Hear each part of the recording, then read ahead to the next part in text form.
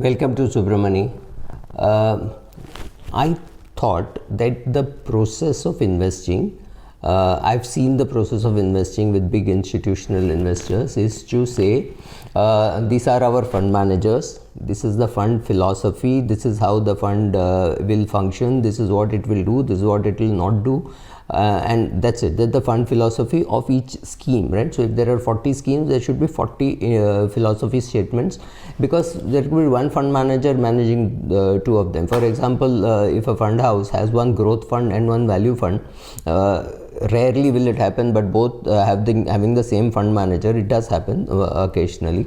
So how he thinks for this fund and how he thinks for this fund, or how she thinks for a small fund, right? So there are fund managers, there are women who are doing a good job today, they are handling funds. So the question is, what is the fund philosophy statement? First of all, the fund philosophy statement will arise, and fund philosophy statement will be made by, say, 5 fund managers. You have 5 fund managers dealing in equity.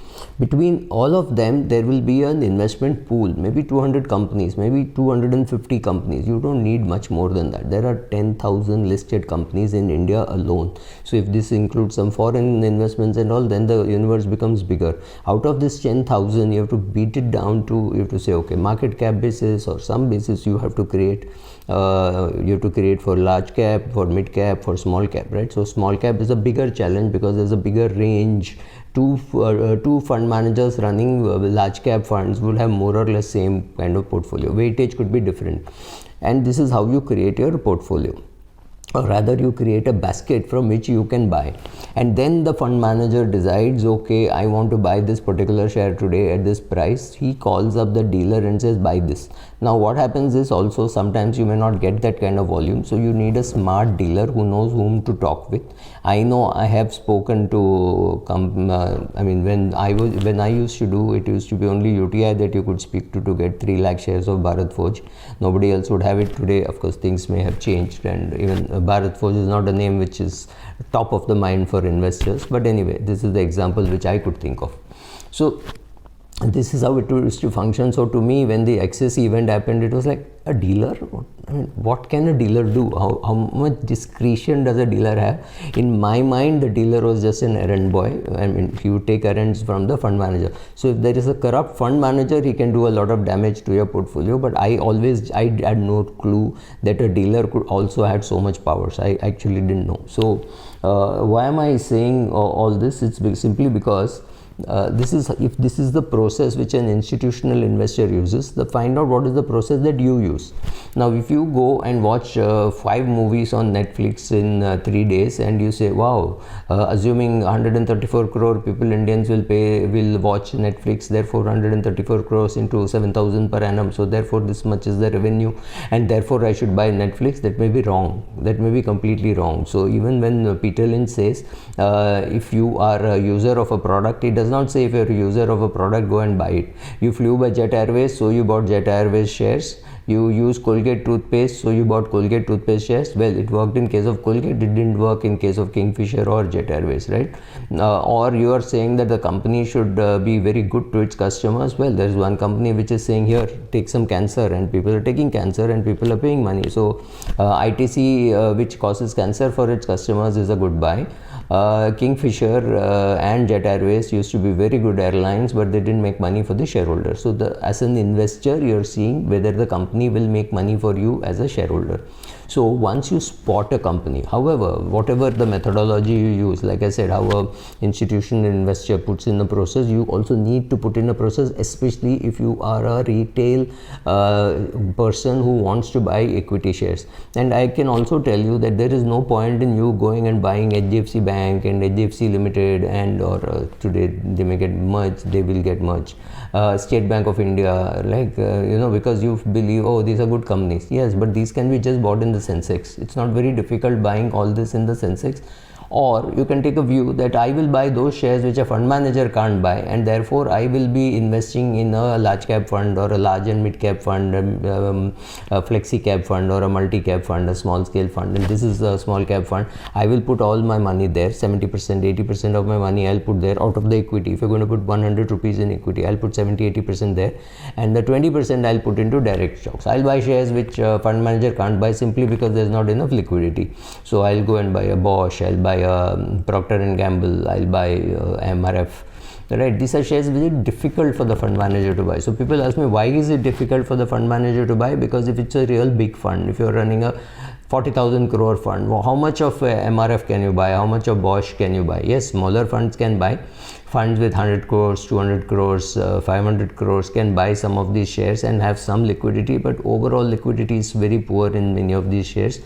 Lakshmi Machine Works, right? There's just not enough liquidity for a fund manager to buy, but it's okay for you to buy. I mean, I have many of these shares in my portfolio, so all my examples come from there. I'm not giving you this as a tip. Maybe yesterday I would have sold some of these shares. I'm not giving this as a tip. I'm giving this as an example. So you put in the procedure and you do it. And for me, the worry is people don't put in the hard work. People want to just go and say, oh, I think LMW is a good share, so let me buy it. No, that can't work for you. It can work for me, because once I decide to buy some share based on some logic, and for me that logic is honed over 30-40 years, right? So there is some logic. I will not buy some shares. If I hear there is a dispute in the family, I'll not buy. If I hear that the MD is a womanizer, I'll not buy. MD being a part of the family, if he's a womanizer, I'll not buy. And all this is available on phone calls. This is not available on a text. So having decided to buy a particular share, I'll call up somebody and say, hey, look, is this share worth buying? And it says, look, I'm not tracking it, but this broking company is tracking it. And you remember Arun is now the MD there, and I'll call up Arun. Hey Arun, how are you? And he'll say, hello sir, how are you? Blah blah blah. And I'll say, okay, look, I'm looking at this company. I believe you are tracking this. And then he'll call some of his 1, 2, 3 level junior, some research kid will come and say, yes sir, that's good, but there is this problem. So being able to talk to one person, knowing who is a good person to talk, having 3-4 such people is equal to 3-4 months of research, and I get what I want to know about that fund, about that company, right? Is the quality of the textile good? Are they getting market share? Are they able to export? I would get all this from somebody who is actually in the textile business. I don't need to speak to somebody who is a stock analyst, right? So having spoken all that and then coming down to it and then deciding that this share is worth buying, then the question is the price fair? Is the PE high? Is it really is that portion, coming to that portion, that again I can come to my conclusion, but somebody may not know about some other aspects, and that some of these kids understand one thing: when you are an analyst and you're spending maybe 2 days a month on that, you're spending 25 days, I'm spending 2.5 hours. So obviously that kid will know much more than what I would ever hope to know, and what is available. Even if I sit and do research, even if I walk into the field and meet the management and all, I will not know the way that kid will know. He will know that the EPS has gone up, EPS has gone down, last quarter was not good, this quarter will be good, next quarter will be terrible. All this only a research analyst knows. If I am not a research analyst anymore, once upon a time I was, but I can't rest on 1988 में मैंने research किया था. It's irrelevant for my portfolio today, right? So understand what you're doing, understand what risk you're taking, understand that stock picking is hard work. You can't just pick up. In the bull market, we all are made to look like we are brilliant, right? I gave the same example last time also, that if you you were going by train and you heard two people talking, say Bannari lene layak hai, so you came home and you bought Bannari spinning and you made money. And then you realize that they were actually talking about Bannari sugar, because they were talking ethanol and all that. You never connected, but you made money in Bannari spinning. And now you think you're a genius because you made money. But the truth is, ask yourself, how did you make the money? Who tipped you off? Who made you buy that? And who sold it for you? He or she is your parachute packer, right? They are packing your parachute. When you jump off and you land safely, it is because somebody packed your parachute, right? So know who is your parachute packer. I have 4 or 5. right? There are people whom I can call and ask, look, I bought this share at $600, now it is 482. It has already hit my stop loss, but since it's a good investment, I thought, what can I do now? And then I'll be redirected saying, no, it is only FII selling, or it is, oh no, the promoter is doing something shady, his son is coming and people are leaving, right? Some of these things you hear, and then you know how to act. You don't have to just jump in the dark. So check your hard work, check your list of shares to buy, find out if you can talk to somebody. If you can't do all those things, index or a mutual fund where you trust the fund manager is not a bad option at all. Thank you.